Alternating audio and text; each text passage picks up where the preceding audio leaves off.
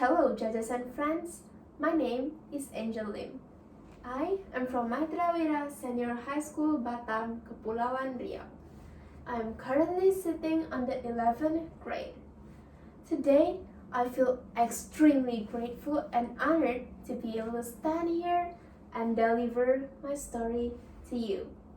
My story is titled, Is It Worth It? Please allow me to begin. In a country full of cities with buildings and factories, there was a village far away from the cities named Anka Village, living peacefully, free of technologies and industries. Villages and natures were almost nowhere to be seen in that modern country. The villagers of Anka Village planted enough fruits and veggies for daily consumption. They also raise chickens, cows, lambs, and pigs, so they could enjoy meats. Their lifestyle was traditional, very traditional. But despite life being more inconvenient than city life, they were grateful of what they had. Air was fresh, water was clean, sky was clear, and plants, of course, were green. The whole village was a big family spreading kindness and sharing good things. Everything was perfect for them until the government decided to convert Anka Village into an industrial area since the location was perfect. Anka Village was located far away from the cities, and the government wanted to develop industrial factories while at the same time took this as a chance to decrease pollution in big cities without considering lives of the villagers. Yes, pollution was a huge deal in many cities, especially those big cities. Air and water were so badly polluted.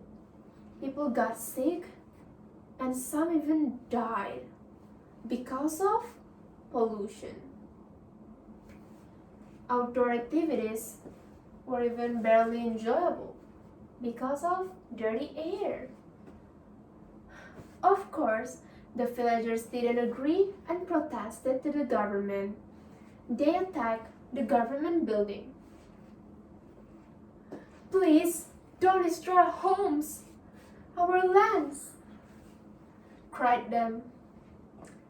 The government ended up calling the police to get rid of them and responded that the only thing they could agree to was to not destroy the villagers' houses. Despite the so-called mercy from the government, the redevelopment will still bring a huge impact into the lives of many. Their lands to plant veggies and fruits would be destroyed. Their farms to raise animals would be demolished. They were indirectly forced to search for new food sources, and the city were definitely their only choice. But of course, they didn't like it. Sharon's Anka Village head chief tried to negotiate with Michael. Mr. Michael, I just want to explain that we fellow villagers have been living here in the traditional way for too long that we don't really want to change. We really hope you understand, explained Sharon. Michael replied with a sigh. Miss Sharon, look, I get your point. And I sure understand your feeling, but you see, this project is way bigger and more important than what you may think. Besides, we cannot really cancel this project because of a small village with not more than 100 villagers complaining. We can compensate. Just stay your number, I guess. Sharon immediately turned around and faced backward.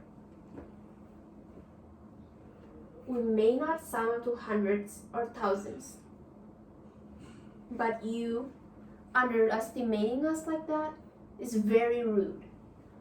No amount of money, I repeat, no amount of money can replace our nature. You hear that? Sharon shouted, angrily and full of rage, then walked away. Michael, in the other side, refused to be defeated by Sharon's words. And Michael came up with a perfect reason to make Sharon speechless. Michael ran up to Sharon. Miss Sharon, wait up. You know, I'm not really trying to be rude, but basically you and your fellow villagers have like zero right in deciding whether this project is valid or not. You know why? Because this land here belongs to the government. You should really be grateful that we are willing to compensate when we owe you nothing, like nothing, said Michael with his proud face. Sharon was so sick of Michael's arrogant behavior and replied, "Okay, Mr. Smart, you win. Go ahead and destroy our nature. You government pets surely will do anything to destroy our precious environment. And for what? Wealth? Go ahead. But is this really worth this much?" Michael was the one speechless this time. Ever since that conversation, the plan still went on, and various industries and factories were built at Anka village, replacing their farms and lands. Air became unhealthy from pollution. Water became dirty from chemicals. Sky became gray from smokes. Greenery even faded. Villagers got sick and several died because of the pollution, and their body could not handle it. But Michael still felt that what he did was wrong. The words spoken by Sharon never left Michael's mind. Michael still thought to himself, is this really worth it? That is the end of my story. The moral lesson that we can get from this story is that no amount of money or wealth or even power can heal our environment if we had destroyed our environment. So, do not replace our environment just because of money and power. Thank you for your attention and sorry for any mistakes.